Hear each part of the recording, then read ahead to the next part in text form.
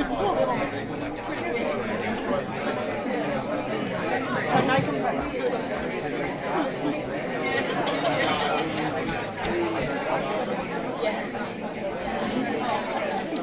fly out tomorrow. I'm giving a talk in the third age on workload to a bunch of retired teachers about teaching. Oh, right. So I asked her to do it. Oh, okay. That's quite cool.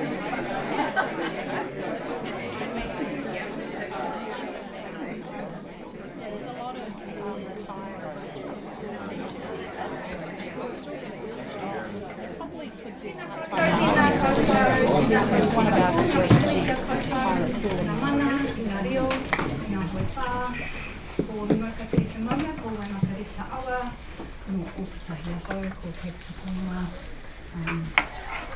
Welcome. Thank you for coming to our session. My name is Fitzpatrick, and this is Melinda. She's going to introduce herself in a second. We're going to spend the next hour and a half kind of focusing on mental health education. You might have been expecting us to go step by step through the new guidelines. I've got bad news on that front because they're not out yet, but we are going to talk a lot around the key concepts and ideas that are informing the guidelines and some of our thinking with that document. So hopefully that's okay with you. Nau mai puti mai e ngā iwi e, ngā reo ngā mana, tēnā rā koutou katoa. Tēnā tātou e te whare, nei aku mihi o te koe atu ki a koutou i tēnei ata. Ko Melinda tōku ingoa, nau mai hara mai ki tēnei kauhau. I'm going to start this morning off by introducing who I am, what matters to me, what I bring to this mahi in mental health education. So, on my mother's side, I'm from Te Taitokiro. The picture on the far side there at the top is when you're driving to the far north and you get to the top of the Brynderwen Hills, which is actually called Te Hurihanga a Kāwharu, is the actual name, the turning back of Kāwharu. And I see the Whangarei Harbour in front of me.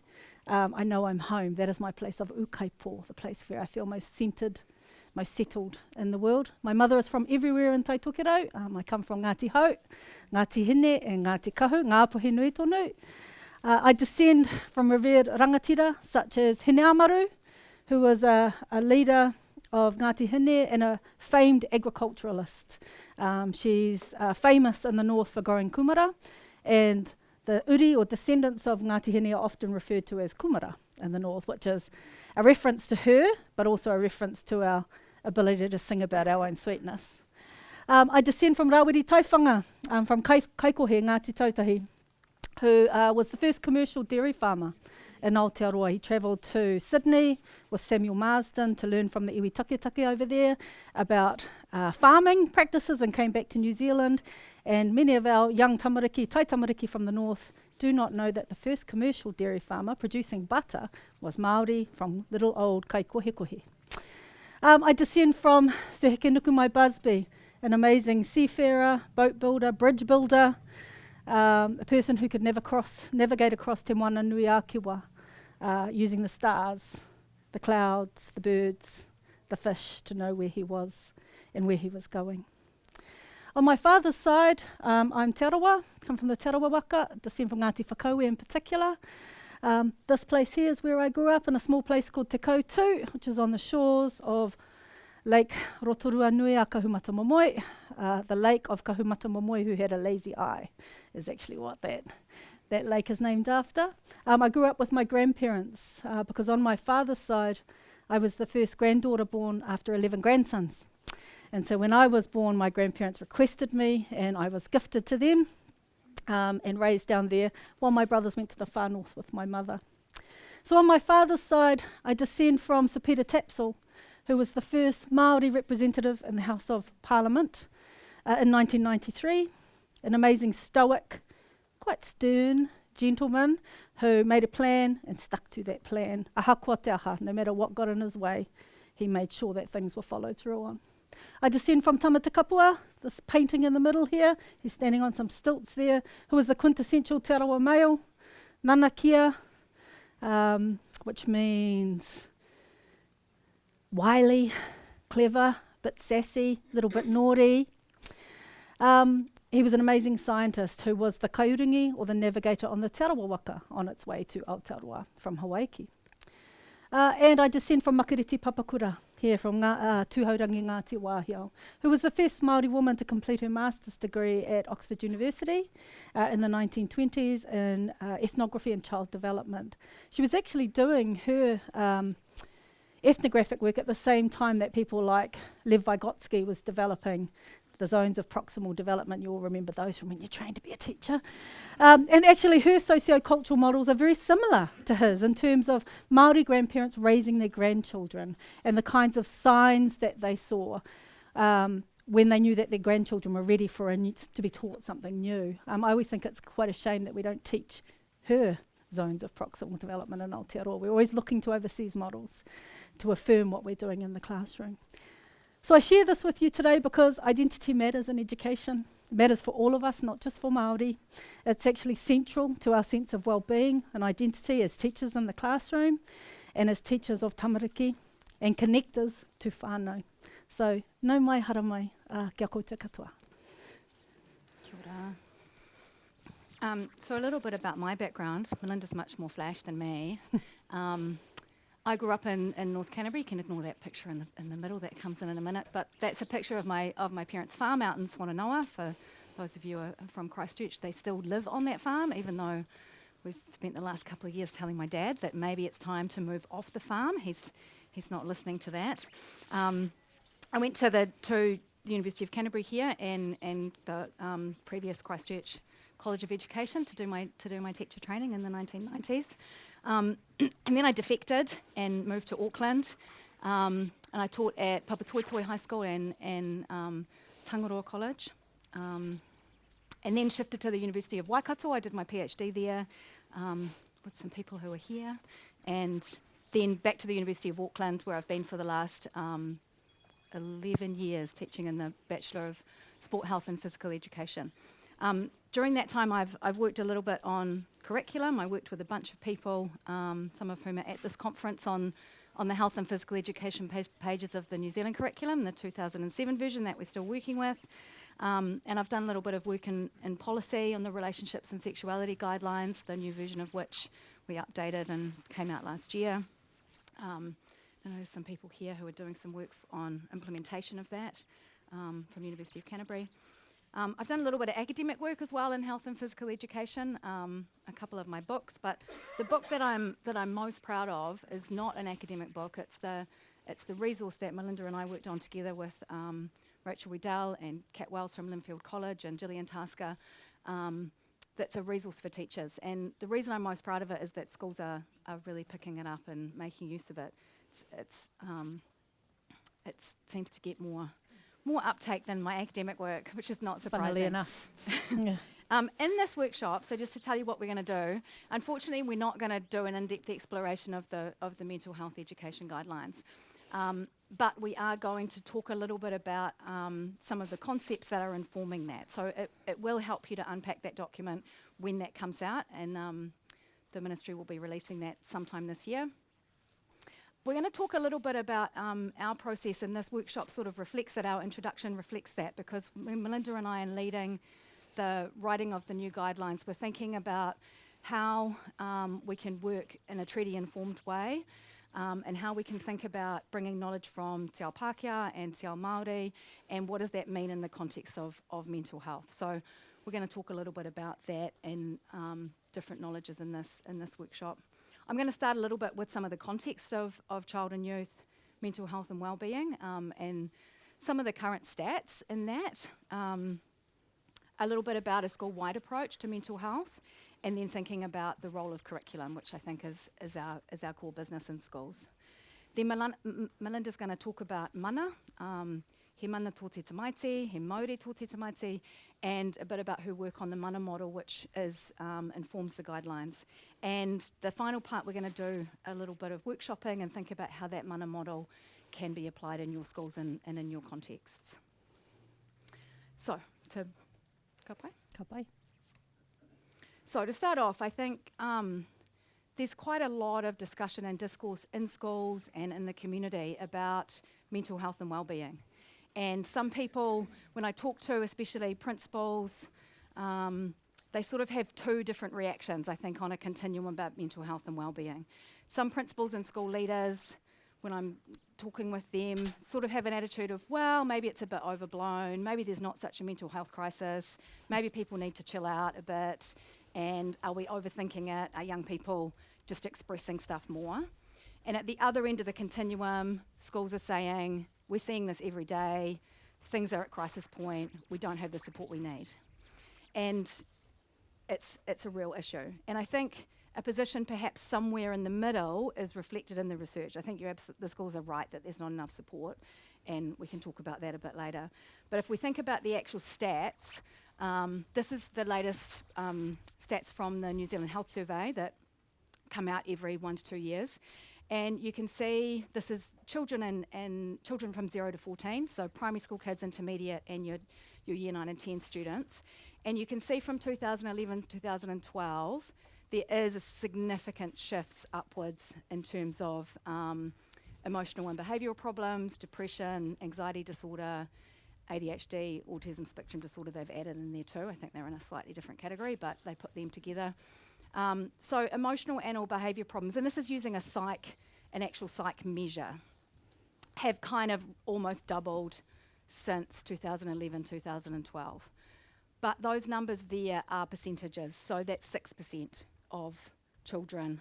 Now that seems quite low, I think, when you're thinking about what you're experiencing in schools, but you have to remember that this is a psychological measure that's not going to get to every behaviour issue that you might be experiencing in school. So there is a trend upwards, but it's good to keep in mind that it's still for children at a fairly low level on official psych measures. The New Zealand Health Survey sort of separates children and then adults 15 plus, so our school population's cut in the middle of that. So this one is adults 15 years up, so your senior high school students and school staff. And you can see again that there's a rise. They've got a few slightly different measures here: psychological distress, diagnosed mood and an anxiety disorder. So that's mood and anxiety disorder has gone up to about 20%. So that's probably more consistent with what you might be experiencing. And it's gone up by about roughly 25%. Depression's gone up only a couple of percentage points. Psychological distress from 4.5 to 7.4. So it is true that we're seeing, and this is consistent internationally, we are seeing a trending up in terms of mental health disorders as measured by psych models, which is only one way to understand it, of course, people's experiences. You might have also seen the Youth 2000 latest data from 2019. So the Youth 2000 survey series, if you're not familiar with it, is a survey of high school students only, so year 9 to 13. It's a representative sample. They usually survey about 9 or 10,000 students, and they've been doing the surveys every few years since 2000. All their stuff's available freely on the web, and they've definitely seen a tracking up in mental health issues over that time. The 2019 survey was happened previous to COVID, so it's not reflecting what's happened since COVID, which you'd expect would see an increase as well. So kind of alarmingly, I guess, they found that 23% of young people in New Zealand schools are showing significant signs of depression. 6% had attempted suicide in the last 12 months. I think really interestingly for schools, and this is a point where we can make a big difference, is that 19% of young people reported difficulty in getting help. So that's something I think that we can have an impact on in schools. And that there's generally, an increase in mental health issues, distress, depression, anxiety since 2012. I think the important thing to remember is 23% means that 77% of kids are not depressed, right? So that's still the vast majority of kids in schools, and we know that these things do, change over time. So the survey happens at a point in time, and that these things ebb and flow. But it is definitely something that we want to respond to, but in a measured way, I think. So that's kind of the picture in terms of the epidemiological research. But I think it's important for us to think about what causes mental health issues, what causes all health issues, and what the role of schools is in this. Because I think there's such a tendency every time there's a social problem of any kind that the responsibility gets landed on schools. You've got kids 6 hours a day, you should fix this. Schools can't fix this, and it's a much bigger issue than that. So those of you who do work in health education will know about the determinants of health, which are it's just a really important reminder that our individual factors, our personal behaviours, are only a really small part of the picture in this. That health and well-being is really determined by the social environments, the political context, the natural environment, socioeconomic factors, and our biology and genetics as well, right? So our personal behaviours and what happens in the school are a small part of it. Schools can make a difference, but we kind of want to keep in mind that we can't fix this on our own.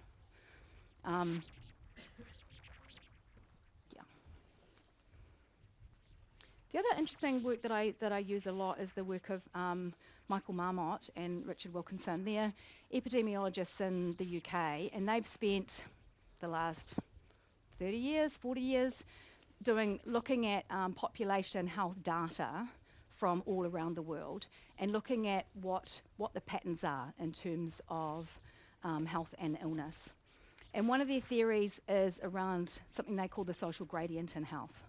So the social gradient is a theory based on epidemiology that says basically people further down the social ladder run a higher risk of health problems, right? And this makes sense to us. We know that if communities that have fewer resources and more poverty, of course, have more health problems.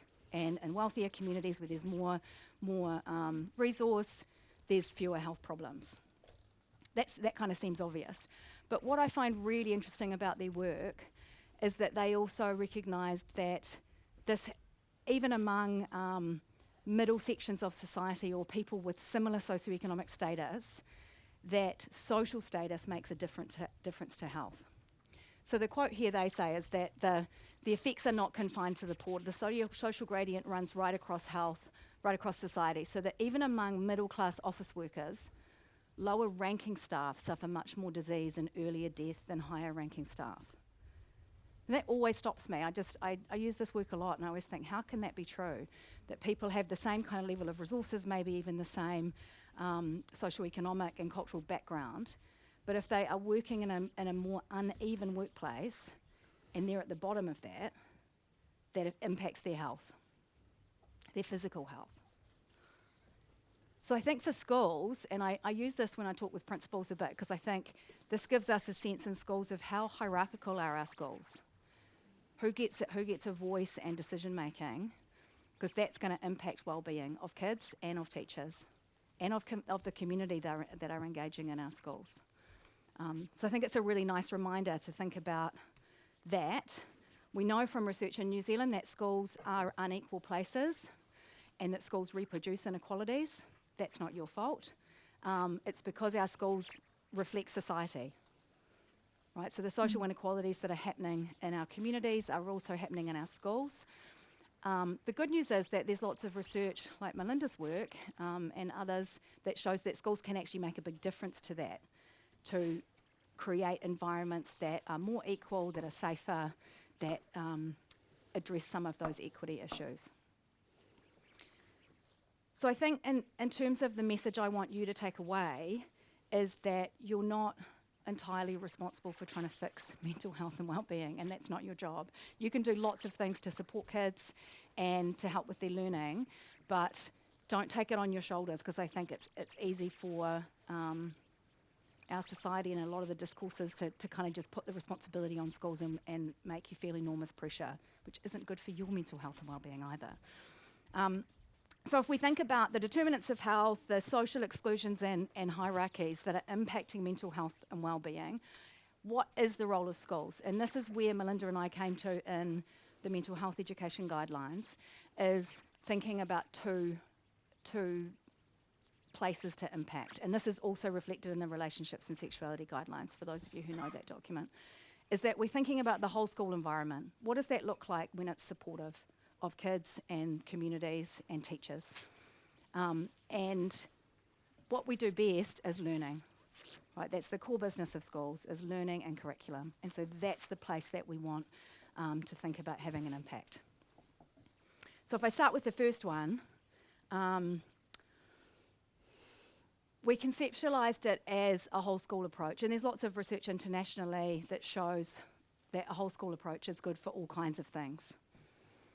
One of the things that I think school leaders, and those of you in leadership positions in schools, feel some resistance to this is because there's a lot of whole school approaches going on for all kinds of different issues and lots of interventions and initiatives and constantly things happening in your school that you're told that you should be responding to. And we see mental health and wellbeing as something that can fit in really nicely with a lot of the other things that are already going on in your school. And it doesn't have to be a new thing that then becomes a whole lot more work outside of what you're doing, that it can thread its way into a lot of the stuff that you're doing already. So a whole school approach, as you probably know, is working with the level of the school culture, thinking about school policies. Leadership's really important. The physical environment of the school, how you do your management systems and procedures, how you speak to the kids, right? That we know that makes a really big difference. How the leadership discourses the school, how they talk about the school and the school values and what's important. And of course the connections with community and consultation with community. That's an ongoing embedded kind of consultation, not a kind of one-off meeting. So we used this model, we adapted this from NZCER's work on wellbeing at schools, and they identified kind of 3 big levels for schools to work at a whole school approach. So one is that kind of ethos and the environment. One is curriculum, teaching and learning, and I think that's the bit that's really important and often gets missed. And the community connections and consultation with community. And those don't necessarily go in that order, right? So those are kind of all informing each other. So this model is in the relationships and sexuality guidelines, and it will be informing the mental health education guidelines as well. If we look at what is currently happening in schools, at the level of curriculum and in the whole school, and I'm talking about in health education and mental health education. In some schools there's not a lot happening. There's very little timetabled space for health education. And I think that's a place that we can respond to. Some schools have mindfulness programs. Who does mindfulness with their kids or their school? Some teachers doing it. A lot of primary schools do it. Growth mindset tends to be in primary schools. I don't know of any high schools that are doing it, but maybe some do. Other people doing growth mindset. Positive psychology programs. Some of them are being sold to you from overseas. And then there are schools, of course, that have fully embedded health education across their curriculum. In high schools, that tends to look like dedicated timetable space, and in primary schools, that can be all kinds of different models right across the curriculum, and I'm including intermediate schools with that. At the whole school, there's lots of things, and you'll be thinking about what your school does. A lot of schools have strong connections with their community, including whānau, hapu and iwi. Really strong policies around bullying and LGBTQI inclusion, for example. Leadership practices of it right the way through, so not just your school leadership, but thinking about student leadership and the work that teachers are doing as well.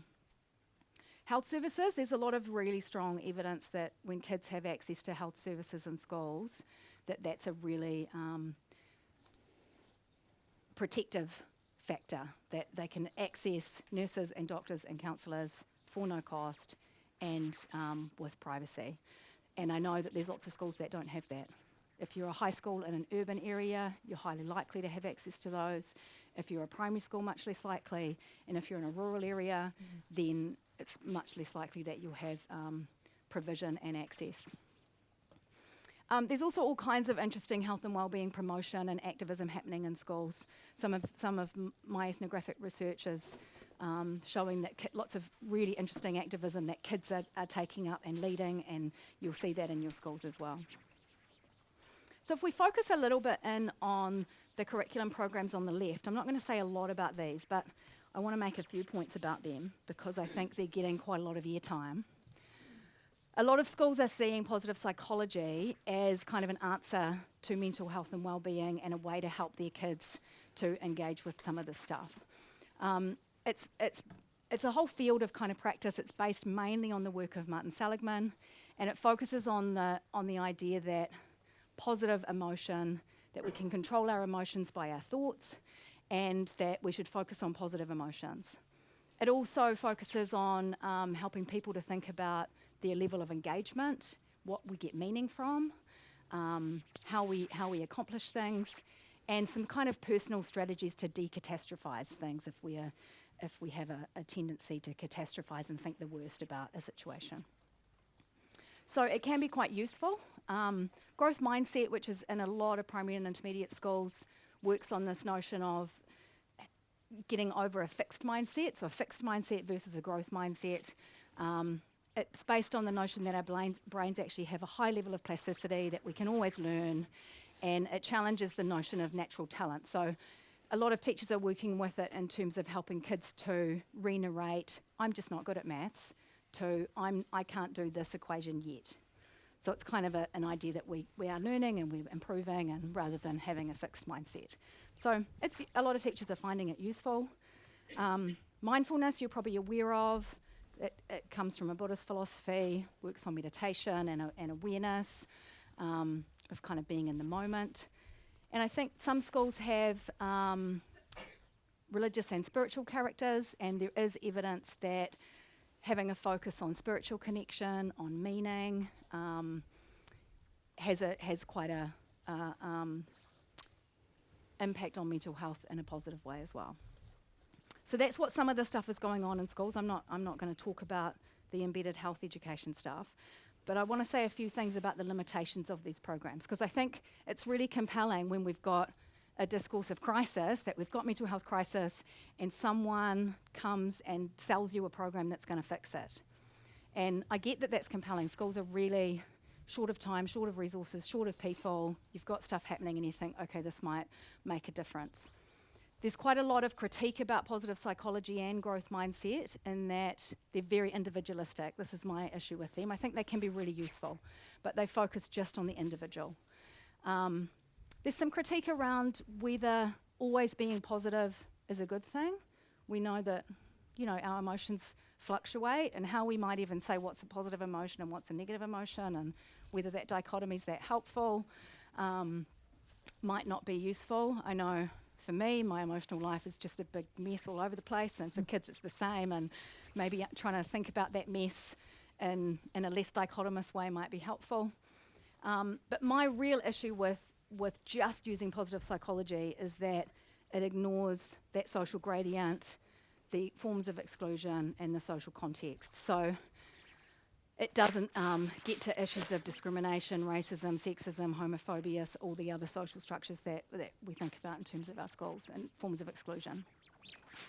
A kind of really easy vignette that I often work with principals is to think, if there's a child who's experiencing interpersonal racism in the school playground and kind of racial slurs, then getting them to think positively about it probably isn't the best option. It's not going to help them very much. Whereas if the school is thinking about how to understand what racism is, the history of colonisation, social exclusions, and how we can work against that in our school, then that's going to be a much more supportive approach. Not to say that positive psychology can't also be useful for some things, but it's not kind of the fix. Mindfulness, of course, has some of those limitations as well. So in my work, I tend to say that, I argue that actually the curriculum is the place that we want to impact this. I think the school environment is not to be underestimated. We want our kids to feel safe at school. We want them to feel good about being there, and the culture of the school makes a big difference in that. But if we want to impact and have an impact in terms of kids and communities in an ongoing way, then learning and curriculum is where we want to put our efforts. So schools can't fix mental health, but we can educate and support. So it's support in terms of the school environment and educating young people. And that takes time. That's not a one-off guest speaker on pornography in your assembly. And it's not 5 lessons on mates and dates or, you know, a program of positive psychology that comes. And I'm not saying that those things can't be good too and useful, but if that's all the school's doing, then it's not going to make much difference. So in the work that I do, I make up my own dichotomy between education about health and education for health.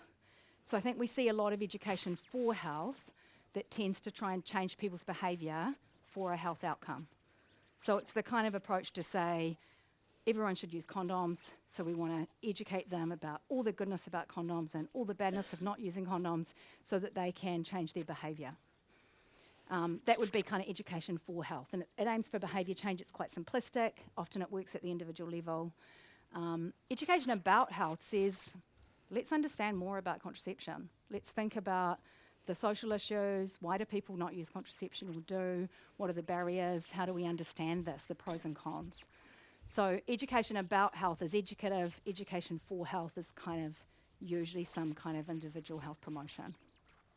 Not to say that schools can't have both in there, and usually there's a mix of things, but unless we have education about health, I don't think we're going to make much difference. When we put together this resource, and we used a lot of the ideas in here and the guidelines as well, we tried to combine everything that I've been talking about here and some of the work that Melinda's going to talk about shortly in terms of thinking of health education as a complex area of study that draws on multiple disciplines. So in the mental health guidelines, we were thinking about looking at discrimination and bullying and strategies, as well as looking at personal identity and beliefs and values and some of that positive thinking stuff. Also looking at mana, tangatarua, at the same time as, you know, stress management and resilience and learning about well-being and expressing feelings, interpersonal skills, help seeking, and a whole lot of other stuff that I haven't listed up there.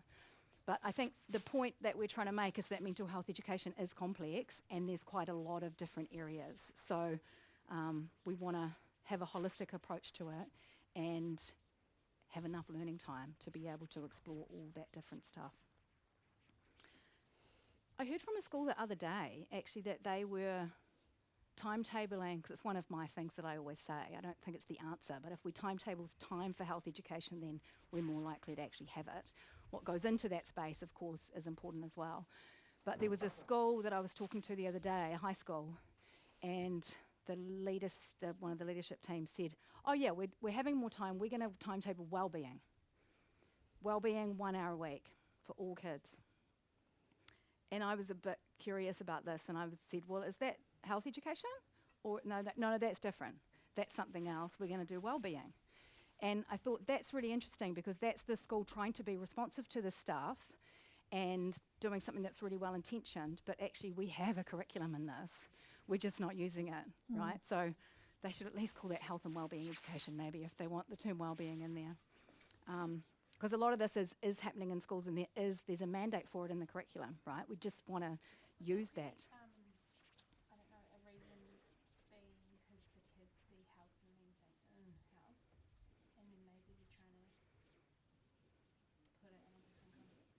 Maybe. If the kids are thinking, health, then we want to look at what's going on in that space, right? Because, yeah, in some ways it's some of the most... Instead of like, from example, my school, that historically health has been mates and dates, and then so then it's like... Yeah, so we might need to have a bit of rebranding, sure, and think about how we can reinvigorate it in the school. But yeah, I think if kids were going maths, the maths department wouldn't go, we're not going to do maths anymore, we're going to call it, or maybe they'll call it something else. I don't know, maybe they can rebrand it too, but they wouldn't see it as no longer important or, yeah. Excuse me, you might be coming to this, but I mean, that resource is amazing, but I kind of feel there's so much good stuff in it. It's like, how do you use it well? And I think that's probably the biggest challenge. Like, everyone should have that book. It's great, but I flick through it and think, oh Yeah, so you need time for it, right? I think. Hard to use it well. Well, actually, I'd like to hear how someone's using it well. Yeah, I think I would too. We put it together so that schools can use it however they like, right? Because every school is going to have different needs and different goals and at different levels, so that I don't think there is one approach. I think you want to sit down and look at I think the biggest barrier is often time, because, and the book kind of got bigger and bigger as we did it, and it was a bit of a nightmare to bring together, but I'm pleased that we did, because we realised how, and there's stuff that's not in there in mental health as well, right? So yeah, I think it's But I think your point of there, I've seen that in my region, and I've called a session wellbeing or haora, and it becomes, there's a space for house sport afternoon, or there's a space for one-off on pornography, or Yep. there's no depth, so you might be touching on things, but in terms of actually changing behaviours and attitudes and that, I've noticed that. and knowledge, building knowledge and skills, right? So if we start to think of it, I think sometimes it's about changing the way that we talk about it, because we're not doing health education to fix mental health, we're doing it to build knowledge and skills. And if we want to build knowledge and skills, then we need time. And we need, the whole year, and it builds, and it's got to build from where kids are at and be scaffolded like all of our other curriculum areas. So I think bringing it firmly into the curriculum space is the way to think about it in schools, because otherwise a one-off intervention might have an impact, or might, you might think, and it doesn't usually actually, but that's seen as a logical answer. Whereas if we think about it in terms of learning, there's not a one-off quick fix. So for my part of the talk, before I hand over to Melinda, my key things that I keep saying, and people who know me are sick of hearing these, but I think we need dedicated timetable space for health ed. And I sort of pull out of the air because I'm thinking about a secondary school context, 2 lessons a week or in a cycle or whatever. And some schools are doing more than that. I heard a school on the east coast of the North Island who've just put in 3 lessons a week for all their kids in health education, separate to PE, and they've got physical education time as well. It's good to remember that health education is not just mental health education, that of course it's sexuality ed, relationships and sexuality, food, nutrition, body care and physical safety, and those are our current old curriculum titles, and I think we can think a bit more expansively about that, looking forward to the next curriculum iteration when that comes, because buried in there is also drug and alcohol education, grief, loss and change, which we didn't really deal with in our resource, and all the other stuff that's in there. I think the outside providers in your school, it's an ongoing challenge for you, and there's some great people that you partner with, and they work really productively in your schools. And then there's the people who want to fly in and do a one-off session on something that might be less useful. But I think for primary schools especially, don't hand over your curriculum to someone else. It's really important. Invest in the professional learning of teachers. A lot of the feedback I get every time I do something in the media, there's always primary teachers who write in and say, we don't feel prepared to teach this stuff. It's not our job to teach sexuality ed. No one's ever given us any training in that. And mental health is the same. And I think it's because of the lack of professional development. Conferences like this are amazing. Physical Education New Zealand and the Health Education Association have, usually on a voluntary basis, run stuff for teachers, but there's been no dedicated national funded PLD from the ministry. Write to the ministry or chat to them, they're here, and ask them for PLD. Stephen's here, yeah, he knows because I tell him all the time. I think giving clear messages to your teachers and to your school that you can't solve the mental health crisis. If there is a crisis, it's certainly a growing issue, but you can do quite a lot to support it, and having strong policies around that. And the mental health of teachers is really important too, right? When you need to look after your own mental health and well-being as well. So, to sum up and segue into Melinda's part, do you want to do this one? Okay. So, when we started thinking about working together on this document, we decided to start slowly and to actually wānanga what's going to underpin some of those, the idea that you just raised about actually slowing down, thinking about what are the core principles that are going to underpin us working together on this document, us working with other scholars and school teachers and organisations on this document to make sure that we get the base right, the foundation right, so that we've got a solid po to wrap the learning around, to wrap the big ideas around. So we had, and we wānangad with people like the Kaweahau Hoskins, who's an expert in te tiriti o waitangi and co-governance and collaboration between schools. Ana Losa, who came in to advise on Pasifika understandings of, and so forth, and a whole range of other people. So we had these basic things at the core of the development of this document. Firstly was te tiriti o waitangi, and the 3 documents of the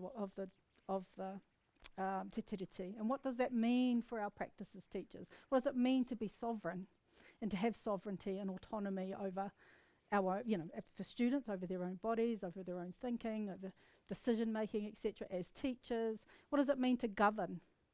What does governance look like in schools if we're really going to take care of people's mental health, etc.? And thinking about things like mana orite with the 3rd document. What is equity? It means we need to do things differently. We know it's different from equality, etc. We talked about human rights, and we'll see at the beginning of the document a very clear statement about human rights.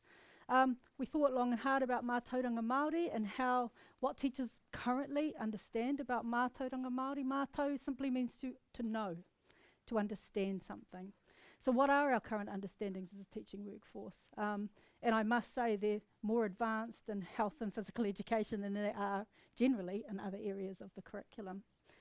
Hauora, of course, mana and Mauri, which I'm going to talk about at the moment, which we arrived at as the po for the development of these ideas. We wanted to think about what it meant to be truly community informed, to work alongside community, hapu, iwi, whānau, other organisations in our community, to understand what mental health looks like in this particular community, in this particular school, what resources are available to us, what mātanga or experts are available in our local community who we could draw on and work alongside. We really talked a lot about the difference between individual approaches versus collective approaches to mental health and well-being. And then, of course, we talked about the diverse knowledges that need to be present and included and referenced inside of the document, including mātauranga Māori, Pacific knowledges, Asian models of health and well-being. We looked at psychology, sociology, epidemiology, communication, activism, all of those kinds of things, to ensure we had a whole school approach and ensure that those things were also embedded in the curriculum, the learning that we designed alongside others. Is that, yeah, ka pai? So, the first thing we arrived at, in thinking about Māori worldview and what is at the heart of child rearing, child development practices in Te Ao Māori, is the notion of mana. And there's a whakatauki in Te Ao Māori that says, he mana tō te tamaiti. The child has mana. They are born with it. And from a Māori worldview, we inherit the mana of our tupuna, of our ancestors, which is part of why I talked about who I descend from at the beginning of this presentation, not to show off about who I descend from, but to say that as a person who understands where I have come from and who I descend from, I stand with my back straight, okay, and my chin up and my chest out. And that is all I hope for my own daughter, is that she might stand with her head straight, because that's what mana is. It's not about status. It's not about being the flashiest person in the room. I remember when I got my PhD, going home, the iwi invited me home to celebrate with me. And one of the things one of my karaua said to me was, we're really proud of you. Now, what are you going to do with that PhD to help everybody else in this room?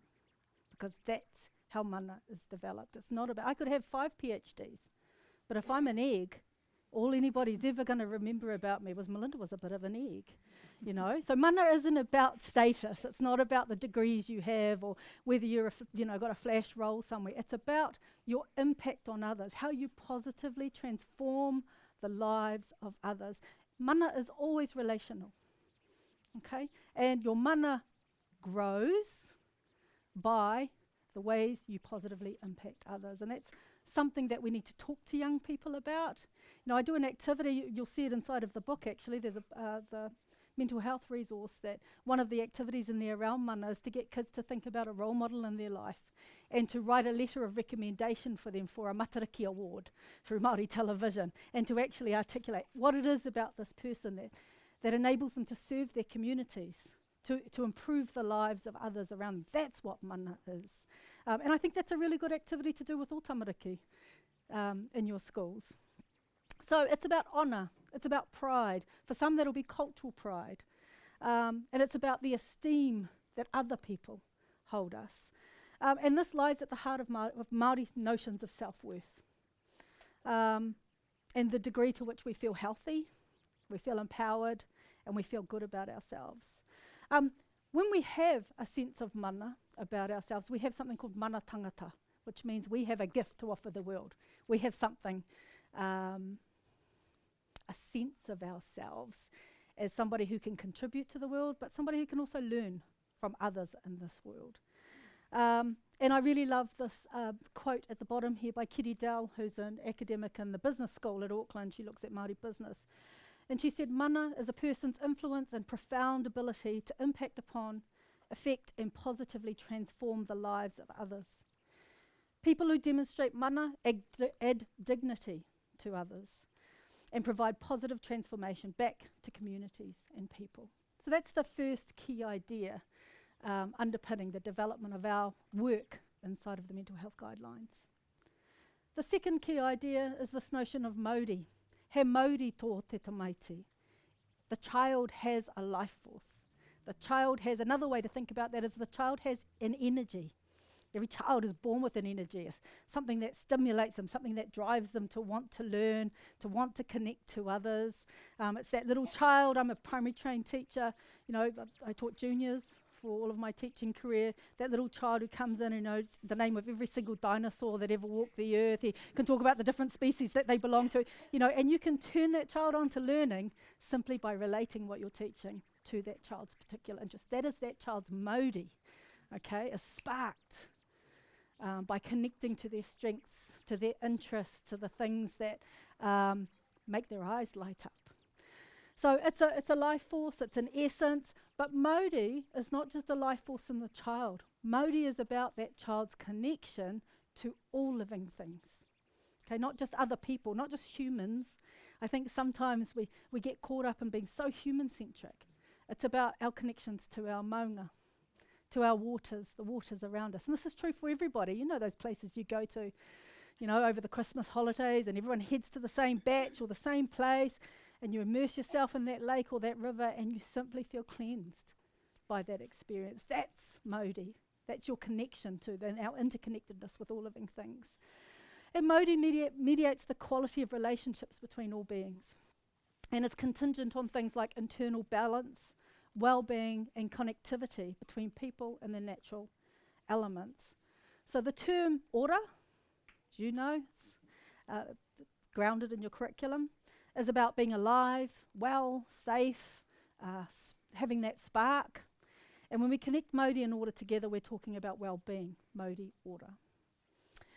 So with these two things in mind, I've done a lot of work over the last 15 years thinking about what mana and Mauri looks like in the lives of children, teachers, and whānau in schools. And alongside Professor Angus McFarlane, who's one of my mentors and in academia, we worked on a project called Ka Awatea in Rotorua to really examine what Māori student success as Māori looks like for Te Arawa, for the peoples of the Rotorua region. I've subsequently gone on to do work across in 102 schools across all of Aotearoa as part of a Rutherford grant to really examine what mana looks like in the lives of children. And what I've arrived at this point, because this may change over time as well, is 5 types of mana that manifest in the school context, in home context, and in our community contexts. And I want to talk a little bit about all of these mana today. Mana, I've called it the mana model, which is a little bit of a twee name, I think, but I couldn't think of a cool one, so that's what it is. But what the mana model suggests is that student thinking, you could replace that with teacher thinking or whānau thinking, but for the purposes of this presentation, I'm talking about student thinking today.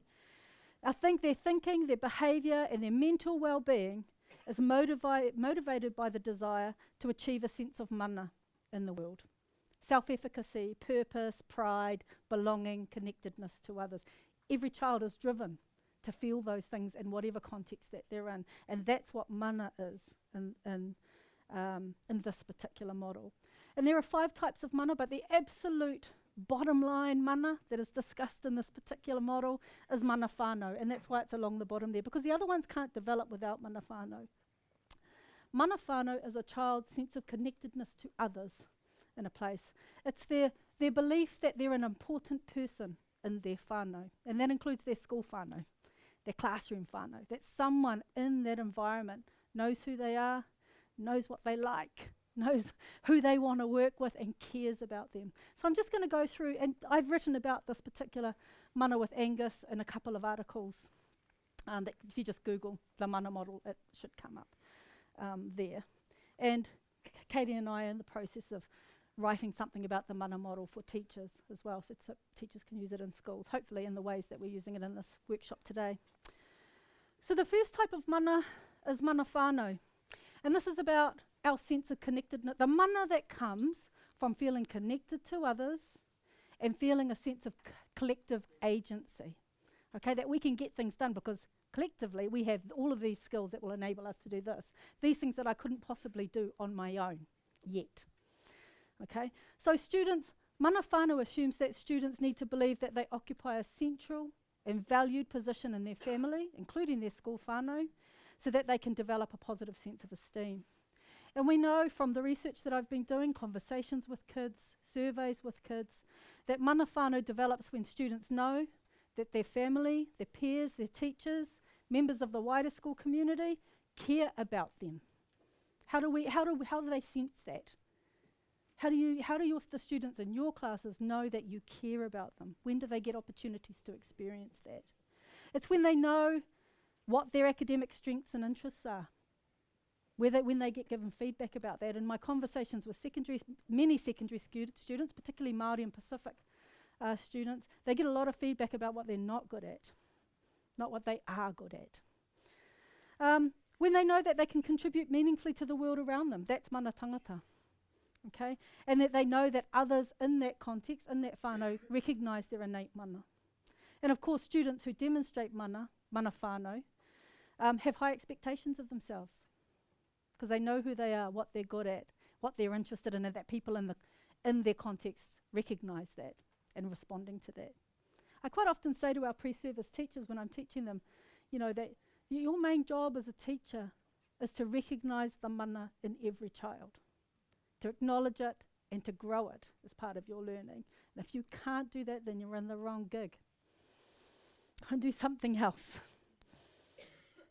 It's when students demonstrate mana whānau, when they feel safe and connected to others in that context, when they have healthy relationships, when they can ask for help. This is what students have said in the surveys that I've done, that when I feel mana whānau, when I feel like I belong, I can ask questions, I can ask for feedback, I can, take risks in my learning. And they genuinely believe that they make their teachers proud, that they make their whānau proud. In the survey that I've been doing as part of the Rutherford, when I asked students to nominate role models in their lives, 25% of secondary students nominate their teachers. Nearly 30% of primary school students will nominate their teachers. That's unprompted. We're really important in the lives of children and students. And that's because mana whānau is being developed in our classrooms. So that's the first type of mana, the absolute bottom line, the thing that enables everything else to develop. The second type of mana is mana ukaipo. And ukaipo is a really beautiful word in Te Reo Māori. It's actually a metaphor. It's quite similar to Turanga Waiwai, which is, the place where my feet are planted. I talked about Rotorua and I talked about Te Taitokero before. Those are my places of Turanga Waiwai. But ukaipo, u is a breast, kai is to feed, and po is in the night. So you use the term ukaipo to indicate a place of contentment for you. Much like a mother and a child breastfeeding in the middle of the night, and your child's not sick, and it's very quiet, and you feel like this is definitely where I'm supposed to be. That is ukaipo. And when I get to the top of the Brynderwyr Hills and I see the Whangarei Harbour in front of me, my whole body goes, I'm home. That's ukaipo. And students deserve to feel a sense of ukaipo in classrooms too, and in schools. Is your classroom a place of ukaipo for kids? Do they arrive in your classroom knowing I'm safe here, I can ask questions here, my teacher likes me, I have some peers who I can hang out with at lunchtime, or if not, I have a job or responsibility that I can go to that gets me out of that tricky situation? That's what ukaipo is. So students need to feel, so whilst mana whānau is about connection to people, mana ukaipo is about connection to place. Students need to feel belonging and connected in connection to the environment and to others in that environment. Students thrive when they know that their culture, their history is important and valued at school. So this particular type of mana develops when students know that they belong here. You know, growing up, I went to 16 different schools. My family moved a lot to find jobs, my grandparents and so forth. And it's really hard as a student moving schools all the time to feel a sense of connection to that school. But I did feel connection, and so I quite often didn't. But I did feel connection to teachers and particular places inside schools, teachers who were open to me going in and helping them at lunchtime because I didn't have any friends yet, you know, or a teacher who took particular interest in me and asked me to help them do this job alongside them. That's how I came to belong in particular schooling contexts. I'm saying that I love school, but, you know, I was constantly moving. They know about where they live and go to school. In one of the surveys and the research that I did with Angus McFarlane, one of the things that students from 2 schools said often when we asked about what is it about learning that drives you in learning was an immense pride in going to their school. They loved their school. They loved the brotherhood at their school was one of the things that they kept talking about. You know, they loved the reputation of their school in the community. And many of them nominated as their role model their school principal, for example. They said things like, if we've got a working bee at the marae in the weekend, he turns up.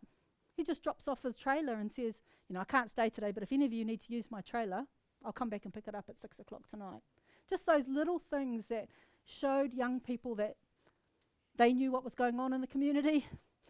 They were connected to other people there and they wanted to serve their communities in more ways than just in their school. They know that their cultural knowledge and history are important and valued, and they feel connected to others. And you can see that the stuff on the other side of the screen is simply a reflection of that. You can look at this in your own time. I think the presentations are being made available. Are they? Anyway, you can email me if you want a copy. The third type is mana motuhake. And mana motuhake is the mana that develops when a student has a sense of embedded achievement and a positive self-concept. Now, embedded achievement is a psychological term that comes out of America that basically means a student's sense of connection to achievement, to goal setting, to success, to positive role models. Okay, when students associate being a member of their group, whatever that group is, LGBTQI, Mauri, Pacifica, a particular religious affiliation, whatever, to success, to goal setting, to positive people in their communities, they experience a sense of embedded achievement. So for Māori students, for example, it's when they believe that they're successful because they're Māori, not despite being Māori. It's when they know that their language, that their culture, that their history is an asset in their lives. So that's what embedded achievement is. And positive and self-concept relates, in this particular context, relates to being a member of their group, whatever that group is, whatever they feel affiliated to, and that they associate that as something positive. I remember asking a group of Māori students, most of my research is done with Māori, you might have guessed, you know, tell me about a positive role model in your life. And one of the young men said to me, don't you watch Māori TV, miss? There's heaps of flash Māori. You know, I can't just choose one. There's loads, you know. That's embedded achievement, and that's a positive sense of self-concept that I'm talking about. So our kids need positive role models that they inspire them, that they can aspire to be like. We can't be what we can't see. Okay. So mana motuhake develops when students know who they are, where they come from, that they have positive role models in their life, that their language, culture, and identity are an asset. That many people from their cultural group have achieved success and they know how to manage their work, manage their time to get important work done, because they've got purpose. They know they know where they're headed. They know what their end point is. Students who have this particular type of mana often communicate with clarity and confidence. They come to school regularly, on time, and more ready to learn, because they know why they're there. You know, they quite often will say things when I ask about what motivates them to be persistent, academically persistent at school. They'll say things like, my success is my whole whānau's success. If I do well, my younger brothers and sisters are likely to go to university too. You know, if I fail, my whole family fails. You know, learning and achievement is a high stakes activity for so many of our young people who are trying to lift the horizon for more than just themselves. So mana motuhake is really important. The fourth type of mana is mana tū, and tū means simply to stand tall. Okay, the mana that comes with standing with our back straight. And we need a whole range of different social psychological competencies to be able to navigate adversity, navigate tricky situations. So students need the skills to understand and deal with difference and adversity. Things like courage is talked about all the time by young people. Okay, I need courage, I need to feel brave, and I feel brave when I stand with, or when I'm associated with, I make better decisions. They need tenacity. A never give up attitude is the words that primary school students use all the time. You know, my uncle, who's my role model, teaches me never to give up. Self-discipline, humility, incredibly important for many young students in Aotearoa, New Zealand. I thought it was something when I did my first project with just Mauri. I thought, this is a really Maori characteristic. And then I did the second project with 20,000 students, and all students across all ethnic groups talked about the importance of humility. And I think a lot of teachers misunderstand humility, because when I talk about it with pre-service teachers, they'll say things like, humility, yeah, it holds Māori kids back. You know, they're too humble. They don't want to stand in front of the class and share their work or go up on the stage and get a certificate. And I say, what you're talking about is not humility, it's embarrassment. You know, there's something going on, usually the social dynamics in a class and so forth that are preventing that kid from feeling like they can do that without being mocked. Humility is about generosity of spirit. It's about knowing that when your flame is burning bright, it doesn't blow anyone else's out. It's about being a team player and those kinds of things. And I remember talking to one young man about the fact that teachers say that Māori kids don't want to go up in front of the class and things like that. And he sat there for a little while, and then he said to me, you know, miss, it's lonely up there by yourself. He said, you didn't get up there by yourself. You only got up there because Mrs. Wright from the library found all those awesome resources for you, or, your mate Jimmy said, have a look at my introduction, and you thought, that's all you have to do, that's easy. None of us get anywhere just on our own. And he said, so it's a bit of a ticker, a lie, to go up on the stage and just get it by yourself. And I said, okay, it's pretty wise. But teachers can't have 20 people standing up on the stage to hold your one certificate. What can we do? And this young man said, well, how about a shout out? How about for those kids who need it, because not everyone will, if they could just get up on stage and thank one or two people for helping them to do well, because that would be a more culturally appropriate way of accepting the praise. And I thought about myself as a person who went to lots of different schools, and how I would rather have WAG school than go up on the stage in front of everybody and get a certificate. That might have been something that would have, because it's diverting attention away from me, right? Probably would have worked. Whereas for my younger brothers, they're both extroverts, my younger brother would have moonwalked across the stage to get a certificate, done a backflip, sung a song. They're not shy at all. So I'm not saying all kids need this, but some kids will. So I thought that was a really wise kind of suggestion from that young man, 16-year-old man. Mana tū develops when students know that they can learn and be successful, that they experience success in your classrooms, that they know what they're good at. Our kids want oral affirmation of what they are good at. They don't want you to transmit it our wairua. What's the word? What's our wairua? Like spiritually, by osmosis. They don't read your positive thoughts in here. The number of young people in my studies who say, please tell me you're proud of me. Please tell me I'm good at this, because I think I'm guessing that I'm good at it. It's not until you say it that I believe it. So talk a lot about oral affirmation from teachers. They know what areas they need to work on, and that's actually their next step. Not a weakness, not holding them back, but actually your next, area to work on is this, because that's going to lead you here. And they know that they can achieve their goals with hard work, determination, and a never give up attitude. Kids who have manatū, who have these kinds of social psychological competencies, respect that everyone learns differently, because they know how they learn and what works for them. They show gratitude when learning from others who think about the world differently from them, and they're more self-disciplined and can make good choices in the classroom. And the last type of mana that was talked about in this particular model is Mana Tangatarua. And Tangatarua, again, is another metaphor for which means for two peoples, the mana of two or more peoples. Okay, it could be tangata maha, many peoples if you like. But it's that kids need to develop a diverse knowledge base and skill set. We don't just exist in a world where only Māori things matter.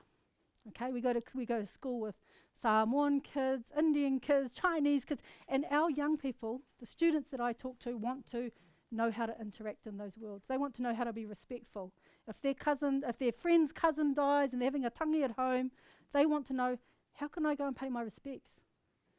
What do you take as a koha to those places? What kinds of words might I need to say in this particular context?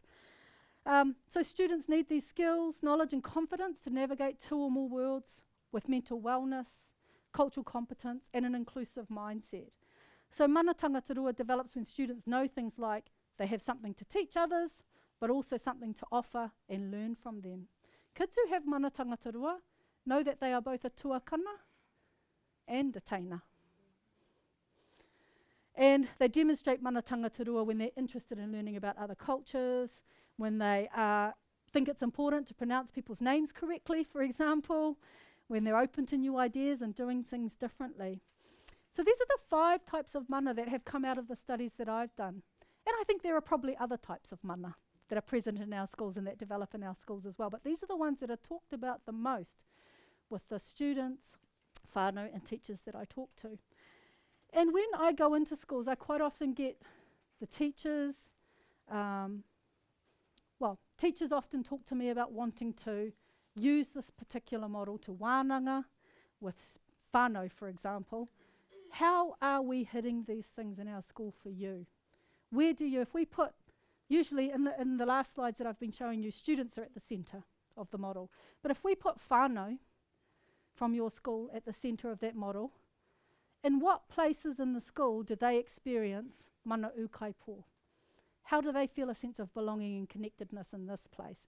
What is it that the school does well to ensure whānau feel like they can come in? That whānau feel like they can, have their say on things or turn up. Can they just come to your classroom? Is there an open door policy? Or are the gates locked at 8:45, like they are in some schools, and opened at 2:45 again? I work with schools a lot to put teachers in the middle there, and this is what we're hoping we can do with you today. We've got some copies of this particular model, one that's been filled out by students in a school with statements about how they experience these 5 different types of mana at school.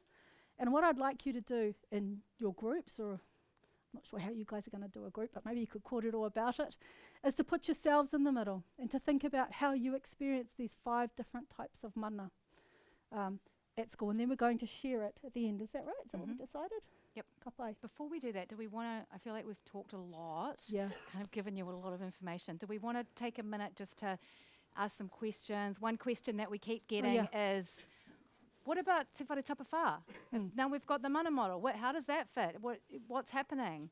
Melinda has some great answers to that. But you might have other comments and questions that you want to share, or you might want to stand up and stretch a little bit if you're sitting on those back seats.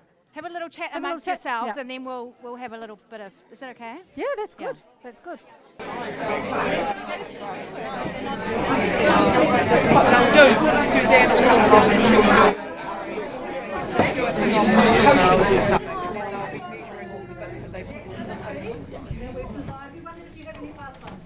Any questions about what we've presented today? Any comments? about what we've presented today before we move on to the activity? Finding like more and more students that don't have that kind of whānau connection, not living with parents, and if they're coming with that, not having that already, it makes the rest very hard. So I suppose if there any, I know we can try and do the rest as well as we can, but sometimes just not having that connection just makes such a huge difference for those students, and start learning what we can do to try and bridge that. I'm not sure you can do much about what's happening at home, but you can do a lot about the mana whānau that they experience in your classroom and at your school. So that would be what I would concentrate my energies on, actually. A number of the students that I talk about having just that one touchstone teacher, that person who, one of the young men said, I've got a touchstone teacher. And I said to him, what does that mean? And he said, when you go to the South Island and you go to the river and the water's just running over that big stone and you just want to put your hands on it. And I said, yeah. And he said, I've got teachers like that. I've got teachers that just being in that presence makes my world all right again. And I can say, oh, miss, can I eat my lunch in your classroom today? And she says, sure, come in. And he says, sometimes we'll talk for a whole hour and she'll talk my ear off. And another time we won't speak at all, we'll just get on with our own things, but I know that teacher likes me. I know that they like my company, they see me more as just a student than just a student in the class. That's mana whānau. And sometimes it's only one teacher. I had one teacher in many of the schools who saw my nervousness, saw my anxiety at being a new student in the school and made everything all right for me. It's cool. So that's mana whānau. And if that's what we can do, that's what we can do. I also think that building that environment in the class, and I don't think it's easy if we do it well. Because I think, especially in high schools, and when I've been sitting in health education classes, and you can feel when there's some toxic stuff going on for your kids that is probably happening on social media and outside your class and in other environments. And how do we address that stuff so that our classroom is a safe space? And I don't think that's a quick fix, and I think, I know that you all negotiate guidelines and have values with your classes, but that stuff is kind of ongoing initiative, and you can kind of feel it more than, even the kids not necessarily going to tell you, but we need to find ways to get at that stuff so that our classrooms are safe for kids, and there's not that one kid who's feeling isolated and that stuff that was shared about being online, etc. Again, I don't think we have the fix to that, but I think having a really strong awareness of that in our classrooms is really important. I have a teenage daughter, and they have friendship issues all the time. And I've talked to my daughter a lot about the notion of mana and that she has mana, and to not give her mana away to someone, to let them determine whether you feel good about yourself and so on. And talking about people in her lives who stand with mana and how they make her feel, those kinds of things, kind of going back to those, for us as Māori, going back to those core values of what is mana, how do we maintain our dignity in this world and our interactions with others, helps her in some ways. It won't help all kids, but it does help a lot of her friends that I have to also talk to about those things. Stephen? Kia ora. Katie, I just wanted to ask a question. Do you think that when the curriculum gets refreshed in the future, that there should be an opportunity to mandate certain things under health education as compulsory? This is really tricky, isn't it? I mean, my short answer, my kind of easy fix is yes, of course. Yes, we should have compulsory sex education, sexuality ed, and relationships and mental health ed. And I was listening to a Māori scholar from the University of Auckland in history. What's her name? Melinda, help me out. Aroha Harris. And she was talking about the history curriculum and the compulsivity of it. And she was saying, whenever things are made compulsory, usually it doesn't serve Māori and it doesn't serve marginalised populations. And I have that in my mind to think, sometimes the reason relationships and sexuality is taught really well in some schools is because there's that out, that, if there are certain people in the community that have a strong aversion to that they can withdraw their kids. And there's kind of this safety net with that for you as teachers.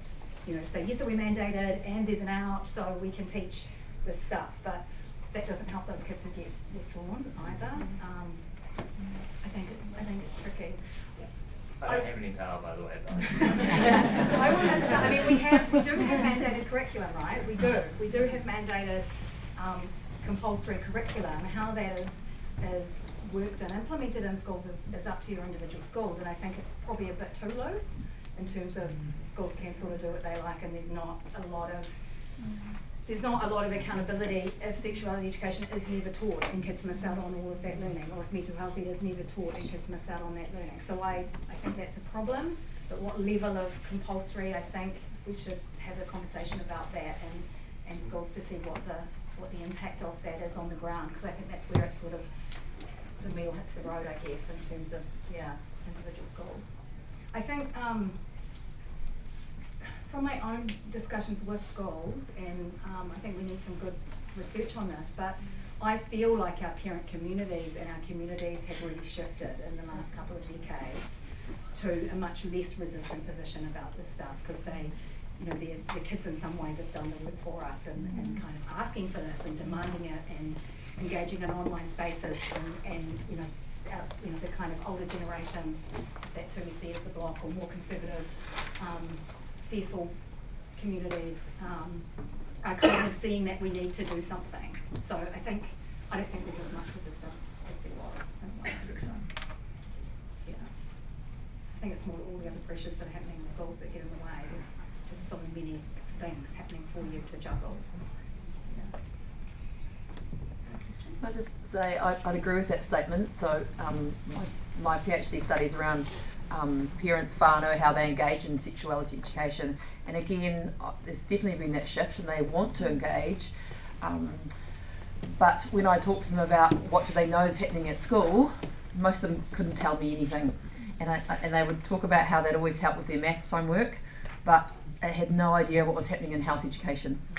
So that's something we need to address. I think it has to be seen as just as important. Yeah.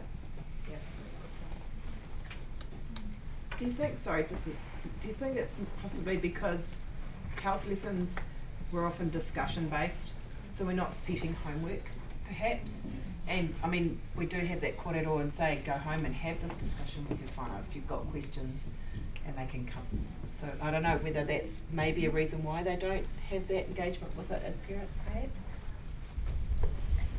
Yeah, I think there's different pedagogical strategies, but there's some strong content, right, that kids will take away.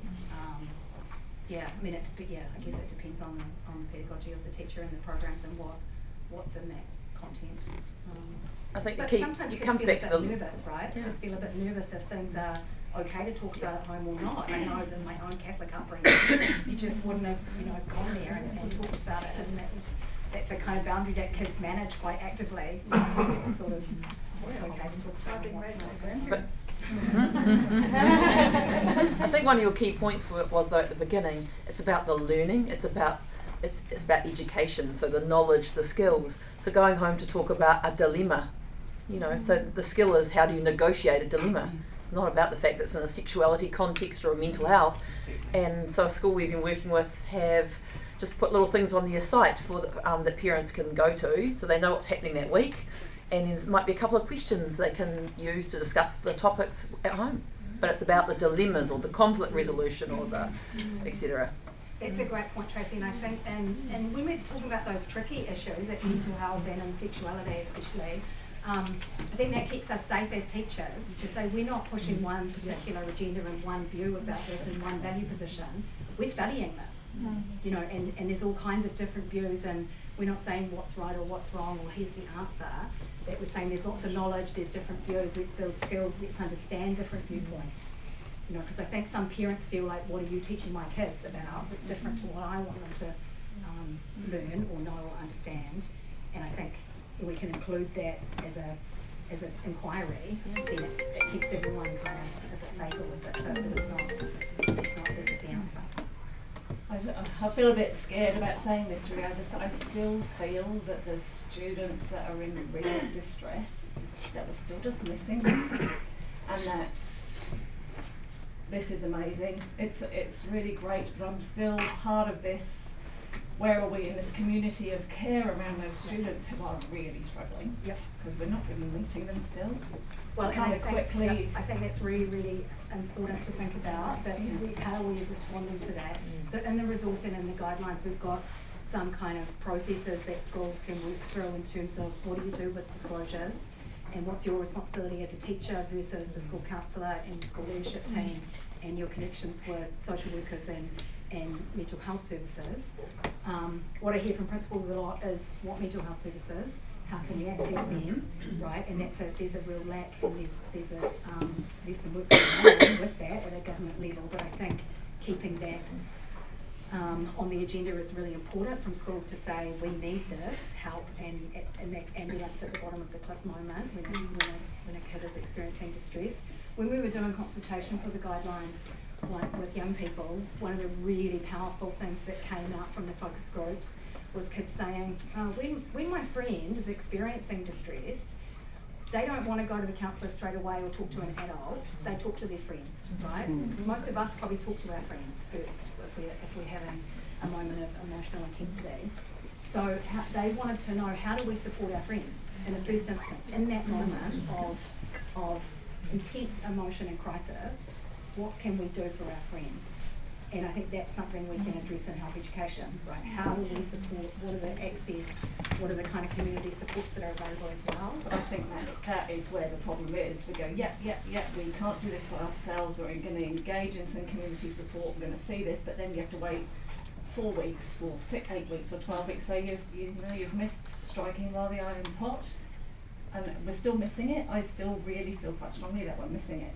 But there's important strategies in that moment, right? Like asking the person how they feel, not leaving them alone, making sure where are they going next, where's a safe space, where do they feel safe, let's go to that safe space. But on my school in particular, there's a lot of schools that have a real fear around that. That's not your role, pass it on. And as a teacher, but I'm talking about kids, right? So kids want to know, how do they support their mate, because they're not going to tell a teacher straight away. How do they support their friend in that moment, and what's going to be supportive, and then the kind of outward support. It's not easy, and I don't think it's all the resources are there, but there are some things that how do you support your friends who are teachers, your colleagues, right? They're having a panic attack or a moment of distress in the school. What do you do? Do you know what to do? How might you respond? Do you have any advice sort of where you've got a situation where the kids may get some really mixed messages around what we're teaching them in schools and perhaps what they're getting at home? An example I'd give would be, say, a kid that comes from a gang family, and so the values are in direct contrast with what the school says, and expressions of their mana which are related to their family are not allowed at the school, and how that would, it'd be really confusing in my eyes. I do an activity with young people in schools quite a lot when we're talking about role models. This is in primary schools. Because quite often kids will nominate a role model that you don't think is the teacher doesn't think is a very good role model, so it's their uncle who's the president of the local Mangomok chapter or something like that. So we ask 2 questions. Who is a role model in your life? And if you can describe that role model in 5 words, what 5 words would you use? That's how we do it with primary school kids. And it's quite often those 5 words that we need to focus on, not so much who it is that they're nominating, but actually, because kids will say things like, oh, it's my uncle. They'll say, oh, tell me about your uncle. Oh, he's the only person that comes to my rugby games on Saturday. He's the only person who can make my mum laugh, and most of the time she cries.